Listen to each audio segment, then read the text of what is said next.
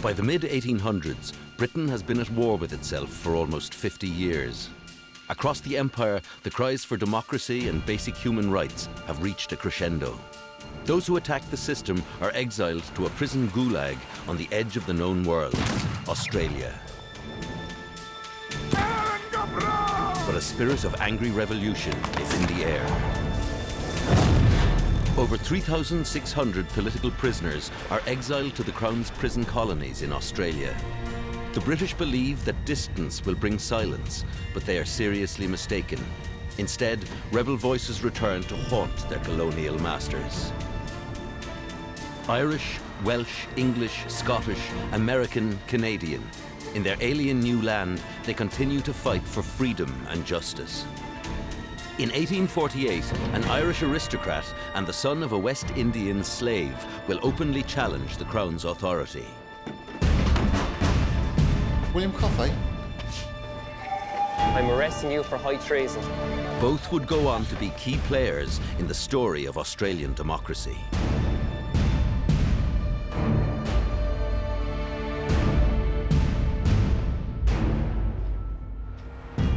In Hobart, Tasmania, Billy Bragg, Mick Thomas and Lisa O'Neill come together for a concert that will bring to life the forgotten stories of the Empire's rebels and how they inspired the creation of modern democracy in Australia decades before Britain. Well, the word come down from Runnymede, fanned by the flames of the Levellers' Creed. The People's Charter must succeed with the rebels of 48. For liberty, reform of the land and the rights of man. For liberty, with the rebels of 48. From Castle Hill to the shining sea, to the Darwin's banks, we would all be free to march the bold new colony where the rebels of 48. For liberty, reform of the land and the rights of man. For liberty, with the rebels of 48. Far across The British government established Australian prison colonies, believing that it would crush the spirit of those sent to the other side of the world, but the opposite happened. By the early 1840s, a campaign is building against the transportation system. It is driven by political prisoners, entrepreneurs, ex-convicts and free settlers. You know, the thing about convicts who had ideas were that they did pass them on in their huts in the bush to their children. And you do wonder the extent to which that sort of inheritance then emerged in our early democratic institutions. They dream of new states with self-government and economic stability, and it is clear to achieve these goals, convict transportation must end. Finally, the anti-transportation movement became entwined with the struggle for democracy. Why? Well, the British government was imposing convict transportation on the colonies, and there were huge demonstrations. People didn't want this happening. What right did the British government have to impose this on them? So that became a call for control of their own government. John Frost is one of those prepared to challenge the system. As a magistrate and former mayor of Newport in Wales, he has seen at first hand the diabolical conditions the Industrial Revolution has brought to his native land. In 1839, he and fellow Chartist Zephaniah Williams march an army of coal miners and iron workers on the town of Newport, their aim to drive British rule out of South Wales. The uprising is an abject failure. Frost and Williams are transported to Van Diemen's Land for life. I mean, this is a detention colony. This is where punishments are being handed out liberally for the very smallest of offences. The raw savagery of Port Arthur leaves a deep impression on him. Transportation was meant to silence politicals like Frost, but he is irrepressible. A citizen of the Republic of Letters, he writes a series of polemics attacking the system. Benevolence is scarcely known here, but every kind of tyranny imaginable practiced with impunity. This is a place of the most remorseless barbarity. What men endure here is incredible, and I am not possessed of language to describe it.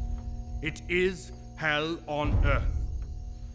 As Frost's communications continue and more people start picking up the stories that he's sharing with people back home, Frost does begin to incur what can only be described as the wrath of the local authorities there.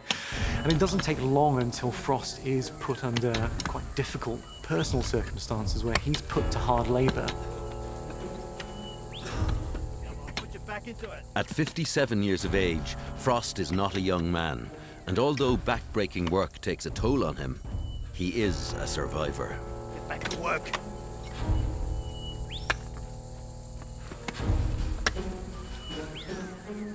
After 14 years as convicts, Frost and his fellow Chartist rebel Zephaniah Williams are finally granted pardons, but they are banned from returning home. Now a free man, Williams returns to the trade he knows best: This is the one, Collins. coal mining. Let's peg the claim out. He embraces the entrepreneurial spirit sweeping the colony. Frost, however, sees no future for himself in Tasmania. My old friend, I will miss you. I wish you'd stay. This land is ripe with opportunity.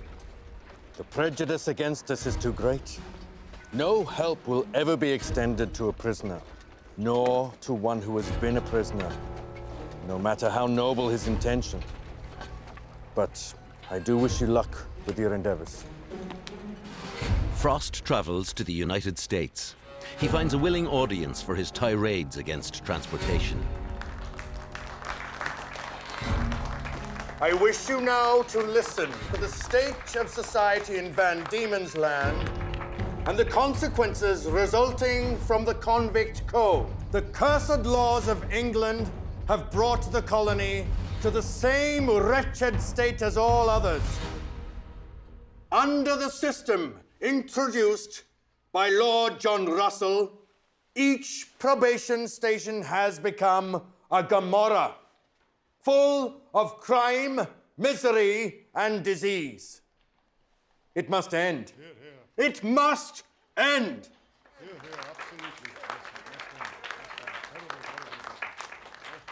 The radical discourse of the 19th century, particularly the pamphlets of political prisoners, is peppered with accounts of the brutality, the debasement, the dehumanisation of convicts, and what that leads to. And it leads to brutality, but it also leads to what he calls Gomorrah, by which he means homosexual acts.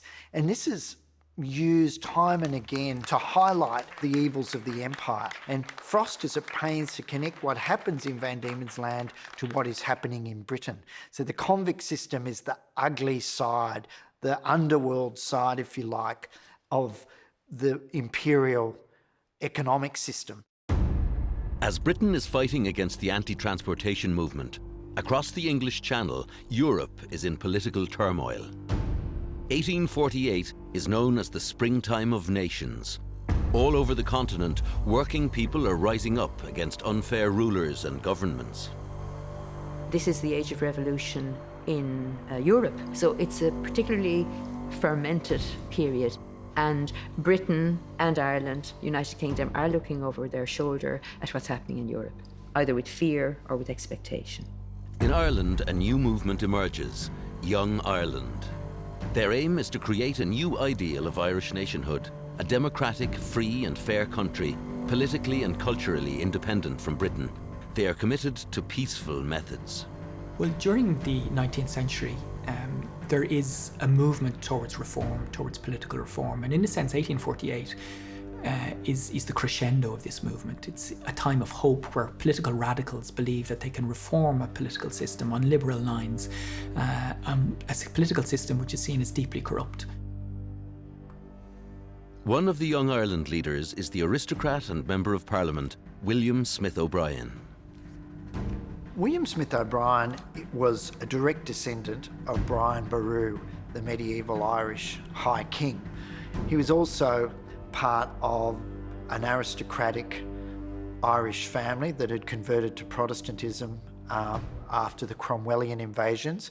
Smith O'Brien is that very sort of gentlemanly, aristocratic, but liberal-minded, reform-minded MP.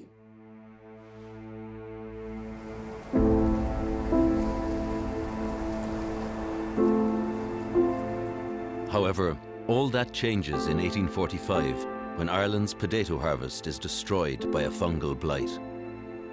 When the harvest fails again the following year, hundreds of thousands of rural poor perish from starvation and disease.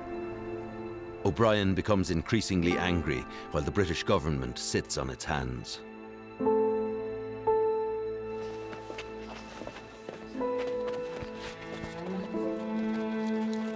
Is this wise?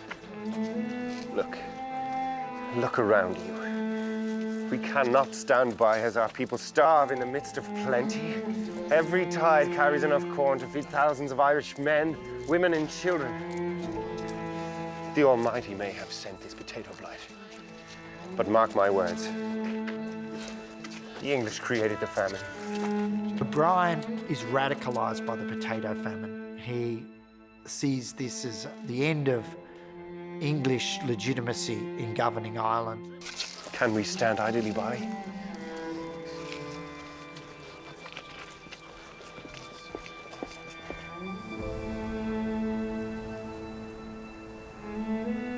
At the beginning of the famine, there's something in the order of 8.5 million people in Ireland.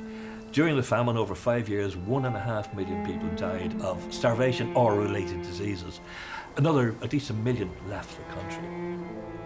So well over a quarter of the population vanished during this period. The time for culture and talking is over, and that something militant must be done to achieve change. I do not profess disloyalty to the Queen of England, but it shall be the study of my life to overthrow the dominion of this Parliament over Ireland. I would gladly accept the most ignominious death rather than witness the sufferings and the indignities inflicted by this legislature upon my countrymen during the last 30 years. He makes the revolution inevitable by a fiery speech in Parliament and begins going amongst the people, recruiting and encouraging an uprising. We do make comics, cabbage, boarding around our rebel feet. Bullets skim my scalded skull and can't define defeat. Mark my words, potato was the only crop that failed.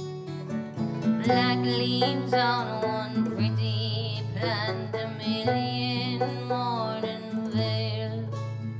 A million morning veils. A million morning veils. In July 1848, outside the town of the Commons in County Tipperary, O'Brien and a band of his followers corner a group of constables in a farmhouse owned by a widow named McCormack. The children! Her children are trapped in the house. It's a very kid-glove revolution. He's not ruthless. He's not going to do the dishonourable thing. And revolutions and wars are actually won through a touch of that. He was very principled, a very good man, but he certainly had no concept of the reality of what he was doing. Hold your fire! Who's in charge here? Who's in charge? Captain, no one wants this day to end in bloodshed. We are all Irishmen here, are we not? Release the children, give up your guns, and you're free to leave. You have my word. Very well, sir.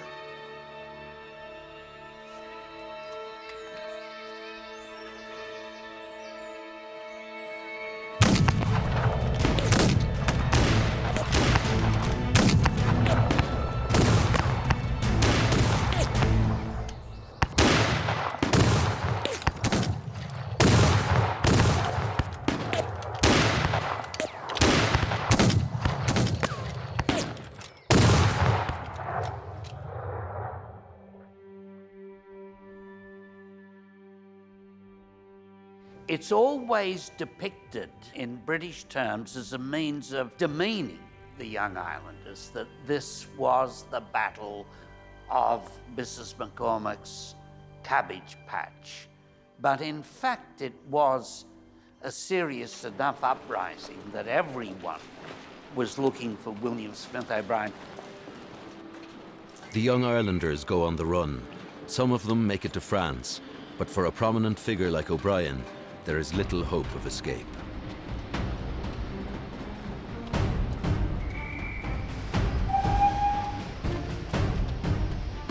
William Smith O'Brien, I'm arresting you for high treason. It's none of your business. No. For his part in the rising, William Smith O'Brien is sentenced to death.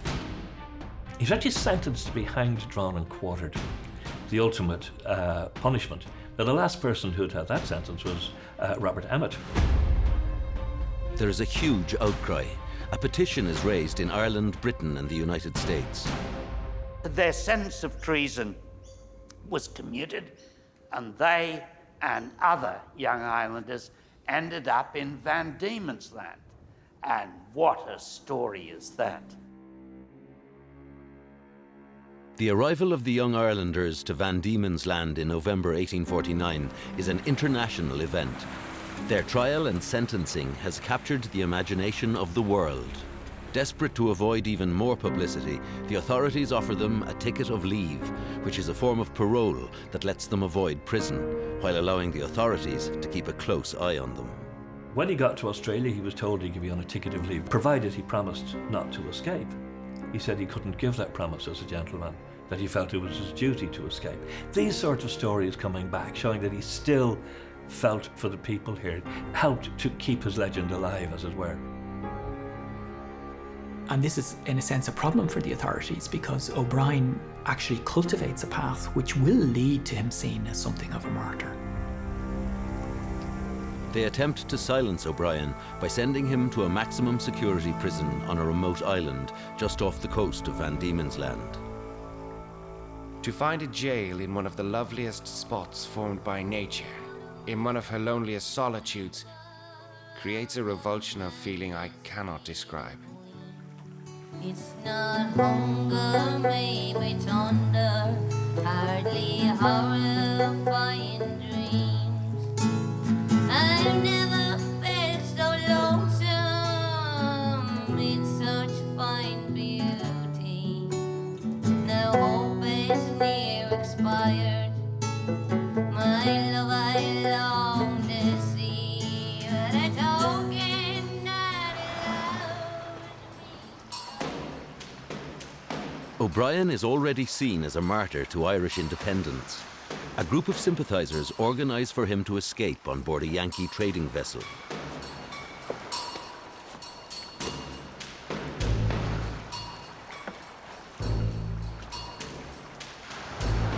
In a cruel piece of theatre, just as freedom appears within his grasp, the boat sent to pick him up turns back. The colonial authorities have known about the plan for some time.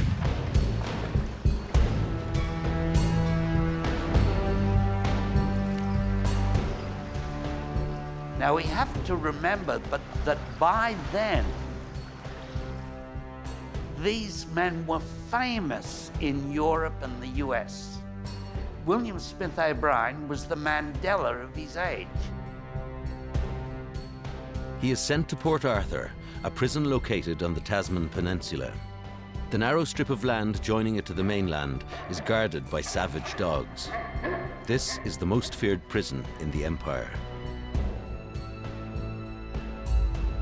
Although O'Brien is housed in a small cottage on his own, no guard, official or convict is permitted to talk to him, but he is allowed to write. Death must be terrible indeed, if it be not preferable to such a life as I have led since I left the shores of Ireland.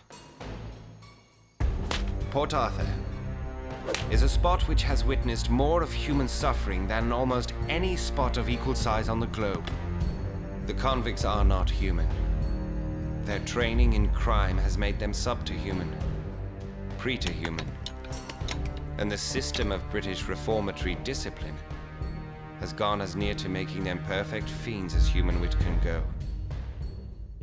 So William Smith O'Brien became a thorn in the side of the British government, and he used his period of imprisonment to make connection with the anti-transportation movement and became a kind of pivotal part of their campaign.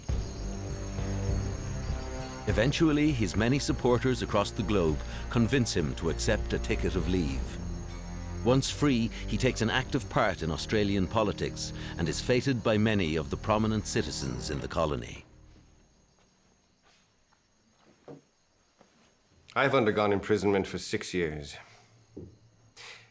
And as a transported convict, I've not only witnessed many different forms of penal discipline, but also the earliest processes of colonization. Now it occurs to me that I could not employ my time more usefully than by endeavoring to frame a view of this society and thus develop for it the principles of organization, legislation, administration, such as are applicable in all free states. His popularity even leads a local newspaper to suggest that he would make a better governor than the British appointee, Sir John Denison. O'Brien becomes a frequent guest at the home of a fellow Irishman and one of the colony's strongest opponents of transportation, Captain Michael Fenton. Good night, Mrs. Fenton, and thank you. Fenton was determined to see Australia gain the democratic freedoms denied in his homeland. I see great opportunities for the future of this colony. Opportunities that were not afforded to the people of Ireland. However, you must demand your political liberty and self-governance. It will not be given easily. I agree. To liberty. So we did harbour the most distinguished of political prisoners in our day. During his time in Van Diemen's Land, William Smith O'Brien wrote a constitution for Tasmania. And when Tasmania got its constitution as a sovereign state in the mid-1850s, he said if Ireland had this document, we could live peaceably. So he was a statesman, really. He wasn't a revolutionary. But of course, Ireland had never got a document like the Constitution of Van Diemen's Land.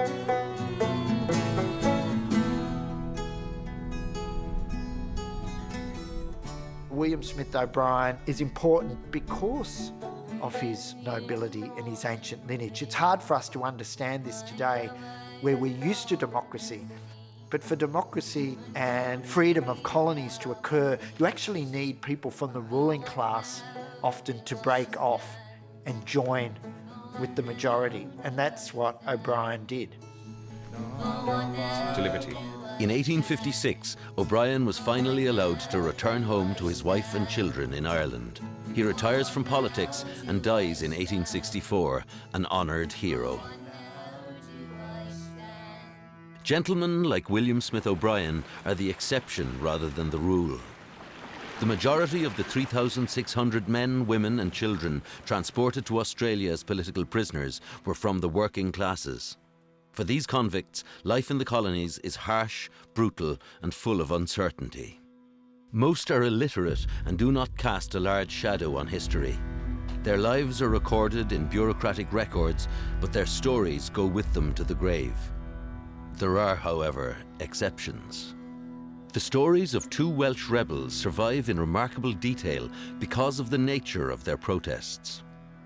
And they blessed Rebecca and said unto her, Be thou the mother of thousands, and let thy seed possess the gate of those that hate you. This was the line from Genesis 24:60 that inspired the daughters of Rebecca, a rural jacquerie that enveloped parts of West Wales in the early 1840s. We talk about unrest in the coalfield and industrial discontent, but it's important for us to remember that in places like Wales, there was also rural discontent. A range of issues particularly important were the toll roads, because your small farmers, your common people, they needed to move their goods. In order to move their goods, they had to pay tolls, and that was becoming crippling for them. So it's not surprising that things like the toll gates, the toll houses, became targets. Now, if you're going to do things like attack toll gates, disguise is quite a good idea. The Daughters of Rebecca are the culmination of a tradition of violent political action in Wales. They have been called the hitmen of Chartism. Destroy it, lads!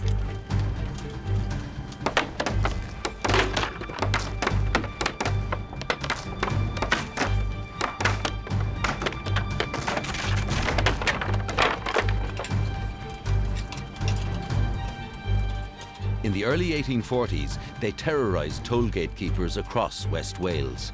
Operating under the cover of darkness, dressed in women's clothing, they smashed toll gates.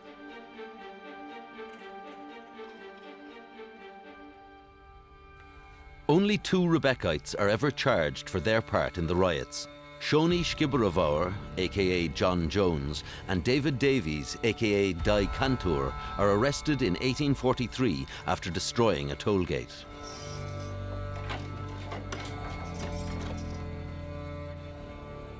They make an odd couple.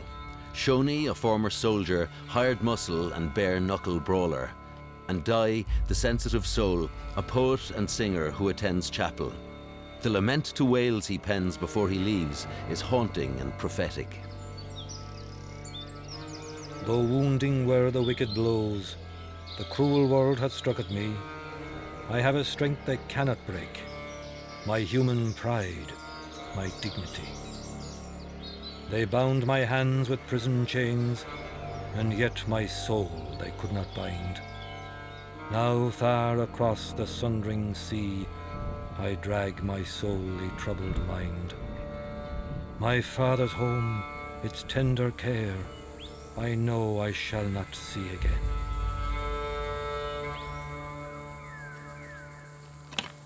Get your back into it! The largest group of political offenders were rural people, people from the country, not from large metropolitan areas, not people who were highly literate, and not people that were engaged in wider political causes, but were protesting changes in their local circumstances.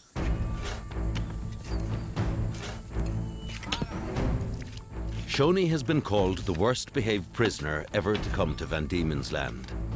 Many offences are recorded against him for refusing to work, assaulting overseers, demanding food and water.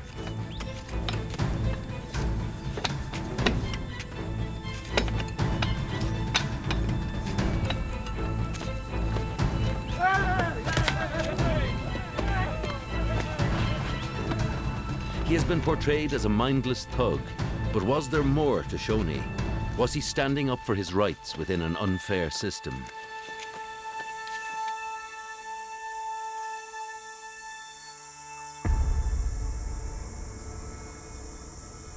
Now, one of the things that we're starting to understand is that convict Australia was much, much more political than we thought in the past. The whole way that the convict system was organised was that it was designed to atomise the workers, so that you couldn't see collective action. So their punishments were recorded on their own individual charge sheets. It's only in a computer age when we extract the contents of each individual charge sheet and start to line them up, start to line up the dates in which the offences occurred, that we see how many gang strikes there were, how many times that convicts refused to eat their rations, downed their tools, ran away en masse. There was an intensely day-to-day political reaction against convict transportation. Shoni bucks the system for 14 years before he gets his ticket of leave. Be mine, boy!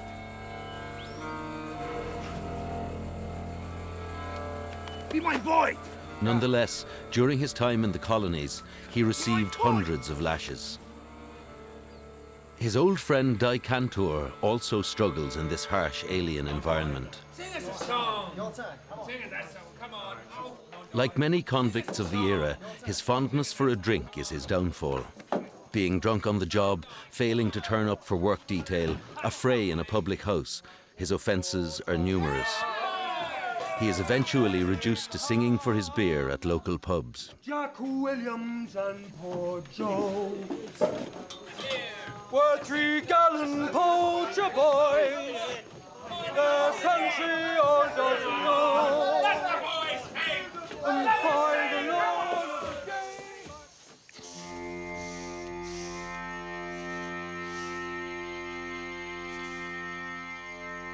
But there is light at the end of the tunnel for Dye and Shawnee. Zephaniah Williams' coal mines go from strength to strength. By 1854, he has established a thriving business. My dear Joan, the climate here is one of the healthiest in the world and has little or no sickness. And when you come here, you will find a kind and hospitable people to meet you. If there are any farming men in Wales that would like to emigrate here, tell them I am prepared to furnish them land and render some assistance in cultivation of the same. Zephaniah Williams does what many Welsh migrants to the United States or other parts of Australia did, especially those who were establishing industrial enterprises, say coal mining, for example. He looks to Wales for the skilled labour to help him to run the mine. So in a sense, you could say that he's an emigration promoter. What you see before you is the product of a long struggle. I've got my pits into coal. And a more satisfactory triumph was never to be had by anyone over his enemies. Williams took Dye Cantor and Shawnee Scibarra under his wing. Dye Cantor, welcome to Latrobe, a little piece of Wales in Tasmania. I hope you'll feel at home here. Die! Why do men who have bullets and silver fear those who seek no more than ballots and bread? Ballots and bread, ballots and bread. Those who seek no more than ballots and bread. Williams became known as the King of Coal. He passed away in 1874. He left behind 2 children who would continue his legacy. His grandson became a Liberal MP and served for 23 years. Zephaniah Williams' life showed that given an opportunity to participate, anyone could succeed and contribute to society. But in Britain, there are few opportunities for an ordinary person to succeed. The People's Movement, Chartism, continues to challenge this unfair system. In London, one man comes to the fore, William Cuffey.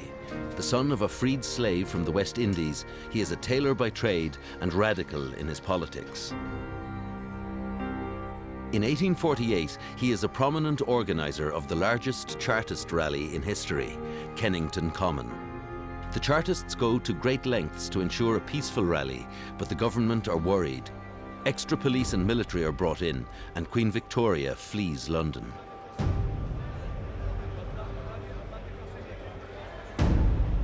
The Kennington Rally of 1848 was to be the high point of the Chartist move towards triumph. The Chartist version was that something like 500,000 people had gathered. And of course, this was the message. The people, that wonderful term, the people, have gathered to demand their rights. The Chartists present a petition to the government containing 2 million signatures demanding the Charter be adopted, but it is rejected out of hand. It didn't work. In retrospect, it couldn't have worked. And of course, the British government, in spite of their nervousness about what's happening on the continent, are far more confident than continental governments. They have a record of surviving. Cuffey and his comrades are fired up by the rejection of the petition. They hold secret meetings across London, but the government has spies everywhere.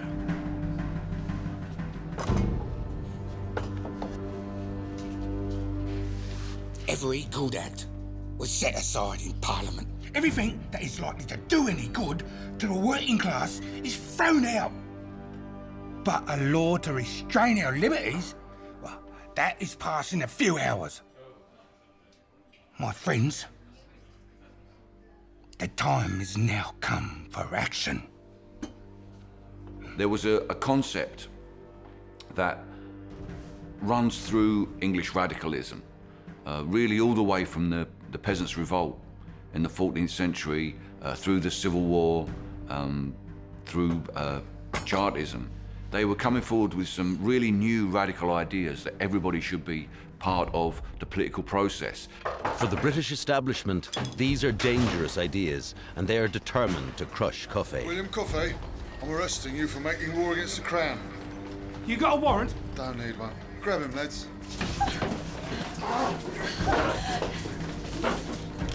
Well, what have we got here? Primed and loaded.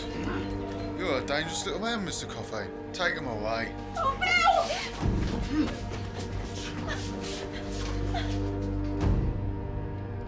We find the defendant guilty. Order!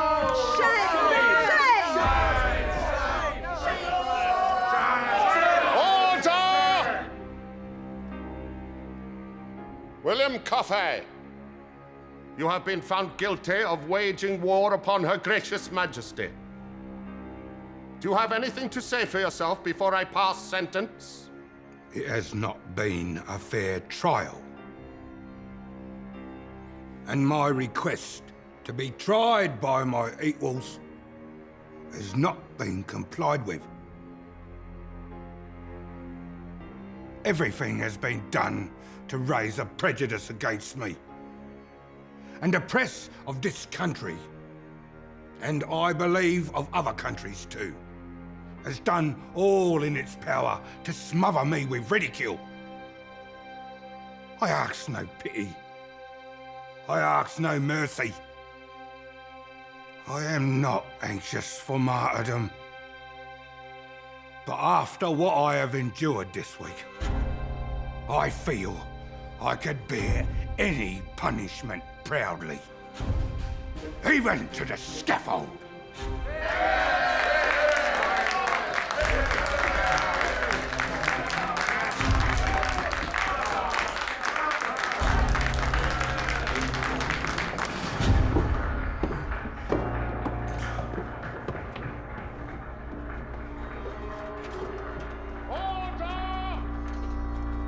Coffey is sentenced to transportation for life.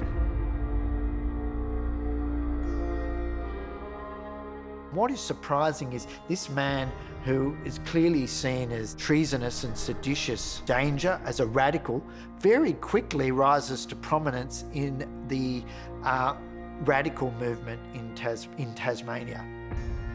Fellow London Chartists raise money for his wife to join him in Van Diemen's Land. He arrives in a society still governed by the Masters and Servants Act. Workers are not allowed to leave their job without the permission of their employer, while the employer can sack workers without notice. The other thing which is interesting about Coffey is he came from a West Indian background, so he knew about slavery. And Coffey would have picked up very, very quickly on the way in which transportation was not just designed as a mechanism for punishing people for the crimes that they had committed, but it was a way of extracting cheap labour that would enable Britain's Australian colonial possessions to develop from the bodies of convicts. And that's just the kind of thing that would have really fired him up. Coffey campaigns against the Act. His most famous speech would be on the stage of the Theatre Royal in Hobart.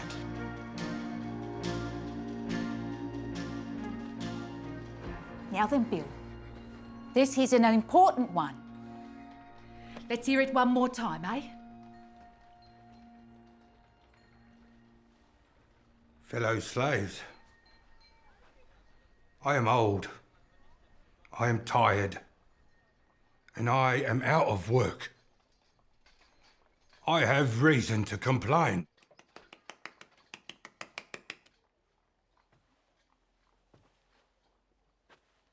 The working classes of this colony have amongst their body Many intelligent men with minds capable of the highest acquisitions. Unless they have the moral courage, the manliness, and the determination to rise up against a measure which will forge the galling fetters of tyranny and injustice upon their liberty. And I say they deserve to be enslaved.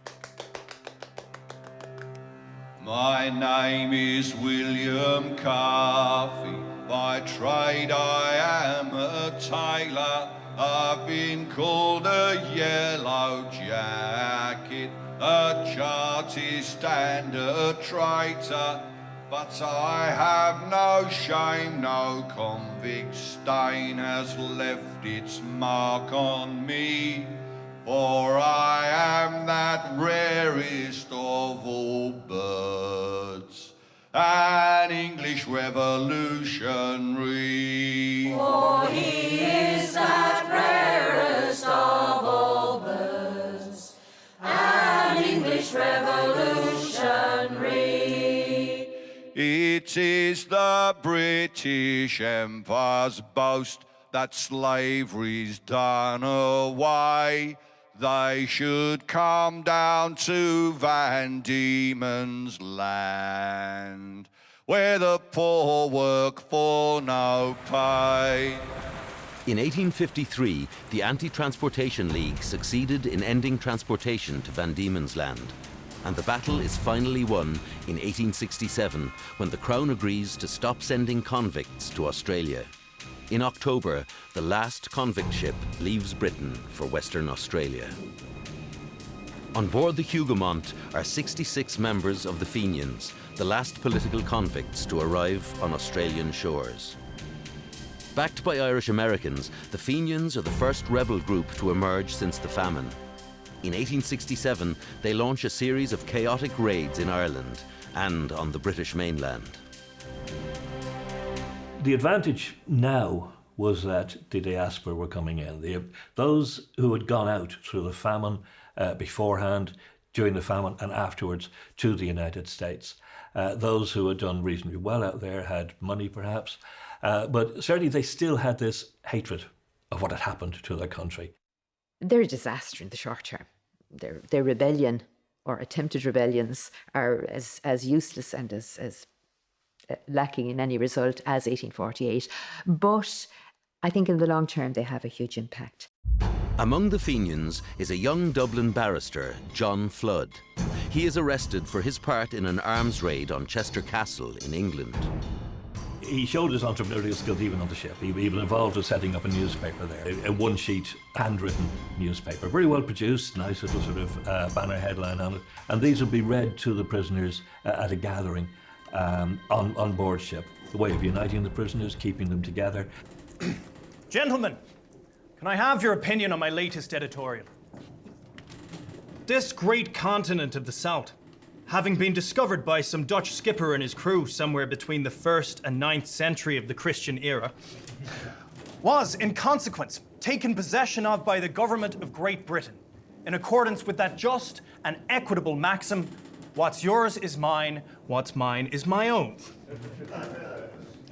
That magnanimous government, in the kindly exuberance of their feelings, have placed a large portion of that immense tract of country called Australia at our disposal, generously defraying all expense incurred on our way to it and providing retreats for us there to secure us from the inclemency of the seasons.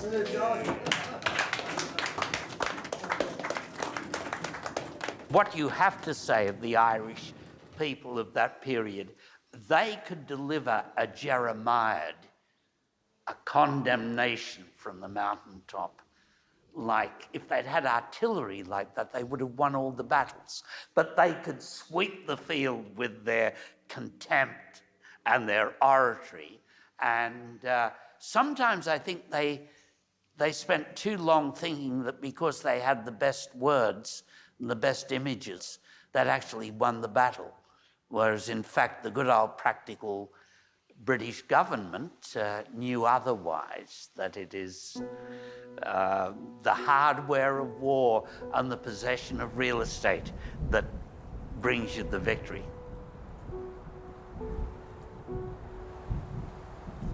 As a convict, Flood is put to work as a surveyor, helping to develop the growing colony.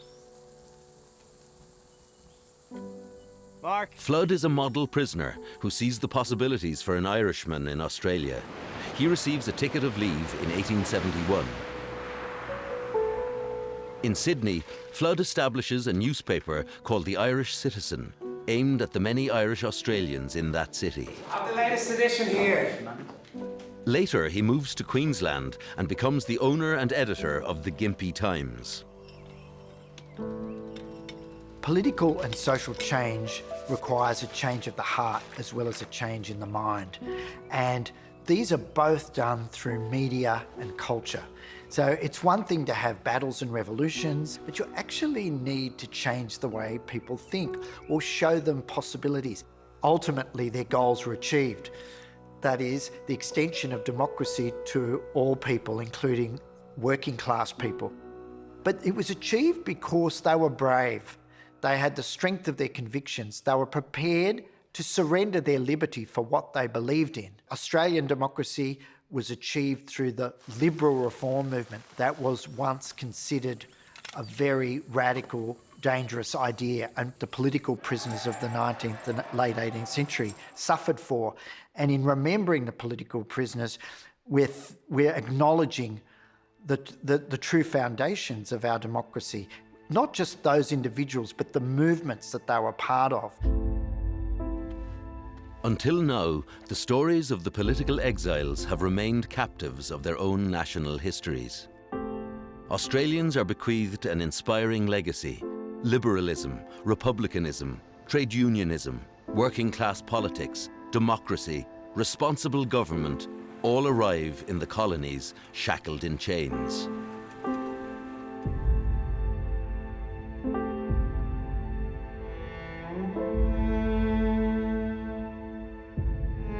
William Coffey lived long enough to witness the departure of the last British Army regiments from Australian shores.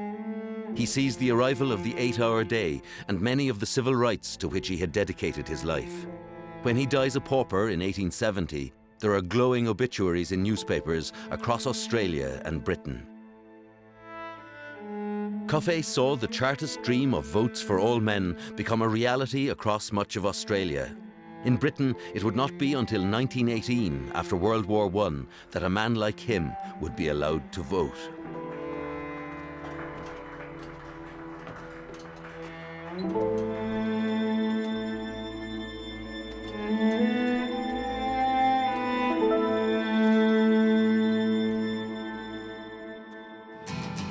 Did the jailers crush our spirit as the masters did intend?